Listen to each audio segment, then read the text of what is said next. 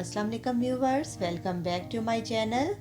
और आज की इस वीडियो में मैं आपको कनाडा में रहायशों की रेंट प्राइसेस के बारे में इंफॉर्मेशन दूंगी कि यहाँ पर किस किस तरह के घर होते हैं और उनके रेंट कितने या किस रेंज में हैं। लेकिन इससे पहले मैं कुछ ऐसे बेसिक पॉइंट भी आपके साथ शेयर करूंगी जिन्हें जब आप अपने लिए घर देखने जाएं तो जहन में ज़रूर रखें, ताकि बाद में आप रोज़ की बहुत सी प्रॉब्लम से बच जाएं। तो सबसे पहली चीज़ जो आपने घर रेंट पर लेते हुए अपने जहन में रखनी है वो ये है कि आप ऐसी जगह पर रिहाइश लें जहाँ से स्कूल, कॉलेज, मस्जिद, मार्केट और बस स्टैंड वगैरह वॉकिंग डिस्टेंस पर हो, क्योंकि जब तक आपके पास गाड़ी नहीं तो आपको ऐसी जगहों पर आने जाने में आसानी रहे। इसके अलावा जब आप घर देखने जाएं तो कोशिश करें कि वो कारपेट फ्लोरिंग वाला ना हो, क्योंकि जिन घरों में कारपेट फ्लोरिंग होती है वहाँ पर बग्स का ज़्यादा इम्कान होता है, और अगर एक दफ़ा किसी घर में बग्स आ जाएं तो उनका ख़त्म होना तकरीबन इम्पॉसिबल है। घर देखते हुए आप साथ साथ रेफ्रिजरेटर, ओवन, डिशवाशर, वाशर और ड्रायर भी ज़रूर चेक कर लें, क्योंकि ये सब चीज़ें प्रोवाइड करना लैंडलॉर्ड की रिस्पॉन्सिबिलिटी होती है। और सबसे अहम चीज़ जो आपने ध्यान में रखनी है वो है लीज़ एग्रीमेंट। और इस एग्रीमेंट को साइन करने से पहले आपने उसे एक दफ़ा ज़रूर ध्यान से पढ़ लेना है कि इसमें कौन कौन सी टर्म्स एंड कंडीशंस लिखी गई हैं।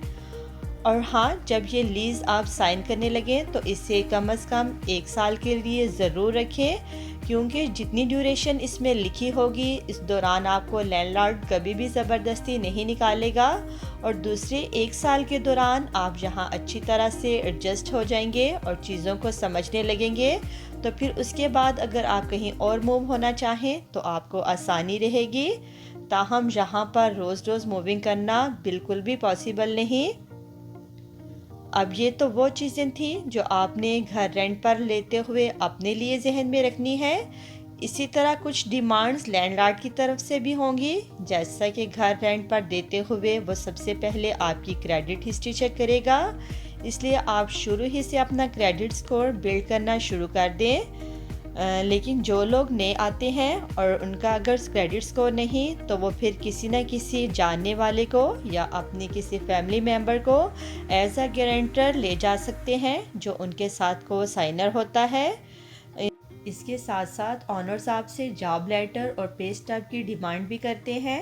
और सबसे अहम चीज़ जो आपने जहन में रखनी है कि आपसे फर्स्ट और लास्ट दोनों मंथ के रेंट वसूल किए जाते हैं।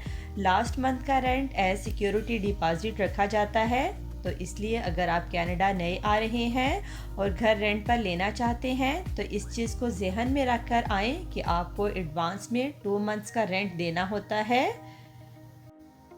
जी, तो अब हम बढ़ते हैं अपनी मेन डिस्कशन की तरफ कि यहाँ कनाडा में किस किस टाइप के घर हैं और इनकी रेंटल प्राइसेस क्या क्या हैं। लेकिन इससे पहले भी मैं एक और बात क्लियर कर दूँ कि ये आइडिया मैं आपको कनाडा के प्रोविंस ओंटारियो के ग्रेटर टोरंटो एरिया के बारे में दे रही हूँ। और जीटीए में बहुत से सिटीज़ आ जाते हैं, जैसा कि मिसिसागा, ब्रैम्पटन, स्कारब्रो, एजेक्स और मिल्टन वगैरह। तो चलिए अब मैं आपको डिफरेंट टाइप्स के घर दिखाती हूँ और साथ ही उनकी रेंट भी बताती जाती हूँ। तो सबसे पहले जो घर आप स्क्रीन पर देख रहे हैं ये हैं डिटैच्ड हाउसेस। असल में ये सिंगल घर होते हैं, यानी यहाँ पर हर 2 घरों के दरमियान में गैप होता है। और जब इनके रेंट की बात करते हैं तो 3 से 4 बेडरूम डिटैच हाउस का रेंट तकरीबन 3500 से लेकर $3800 तक है। और ऐसे घरों के रेंट में अमूमन यूटिलिटीज़ इंक्लूड नहीं होती, तो अगर वो भी आप $300 से $400 तक ऐड कर लें तो यकीनन ये बहुत एक्सपेंसिव हो जाता है। इसलिए जो लोग नए नए आ रहे हैं एटलीस्ट मैं उन्हें डिटैच्ड हाउस रिकमेंड नहीं करूँगी, क्योंकि शुरू में आप एडजस्टमेंट के फेज से गुजर रहे होते हैं तो आपको बहुत सी प्रॉब्लम्स का सामना होता है। हाँ, अलबत्ता जब आप काफ़ी हद तक चीज़ों को सेटल कर लें तो फिर आप जहाँ चाहें अपनी मर्ज़ी के घर में रह सकते हैं। इसके बाद बारी आ जाती है सेमी डिटैच्ड हाउसेस की।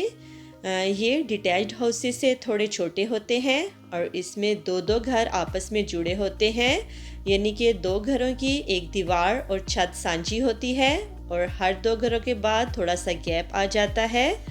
और अगर इनकी रेंट की बात करें तो 3 से 4 बेडरूम सेमी डिटैच्ड हाउसेस का रेंट तकरीबन 3000 से लेकर $3500 प्लस यूटिलिटीज़ है। अलबत्ता इन दोनों तरह के घरों की बेसमेंट्स को ऑनर्स अलग से रेंट आउट करते हैं, जिनकी डिस्कशन हम आगे चलकर करते हैं। और थर्ड नंबर पर आ जाते हैं टाउन हाउसेस। ये घर पहले दोनों तरह के घरों की निस्बत थोड़े छोटे होते हैं और रेंट में भी तकरीबन थोड़े सस्ते हैं। इन घरों की पहचान ये है कि टाउन हाउसेस में 5 से 6 घर आपस में जुड़े होते हैं और 5 से 6 घरों के बाद थोड़ा सा गैप आ जाता है। इन सब घरों की छत एक सी होती है और दरमियान में इनकी एक एक दीवार जुड़ी होती है। और 2 से 3 बेडरूम टाउन हाउस का रेंट तकरीबन $2700 से लेकर $3000 तक है। हाँ, अलबत्ता 100-200 का डिफरेंस उस सूरत में हो सकता है कि घर कितना नया या पुराना है। जी, तो अब बारी है अपार्टमेंट्स की, जिन्हें आमतौर पर फ्लैट्स भी कहा जाता है, लेकिन यहाँ पर दो तरह के बिल्डिंग अपार्टमेंट्स होते हैं। एक तो रेगुलर अपार्टमेंट और दूसरे कॉन्डोमिनियम। रेगुलर अपार्टमेंट्स में आपको डिश वाशर और लॉन्ड्री की सहूलत यूनिट में नहीं मिलती, बल्कि आपको लॉन्ड्री नीचे शेयर्ड ही यूज़ करना होती है, जबकि कॉन्डोमिनियम में आपको अपने ही यूनिट में डिश वाशर और सेपरेट लॉन्ड्री मिल जाती है। और इसके साथ साथ वही बिल्डिंग में जिम, पूल और लाइब्रेरी की सहूलत भी मिल जाती है। चूँकि ये कॉन्डोमिनियम लग्जरी अपार्टमेंट्स होते हैं, इसलिए इनके रेंट भी थोड़े हाई होते हैं।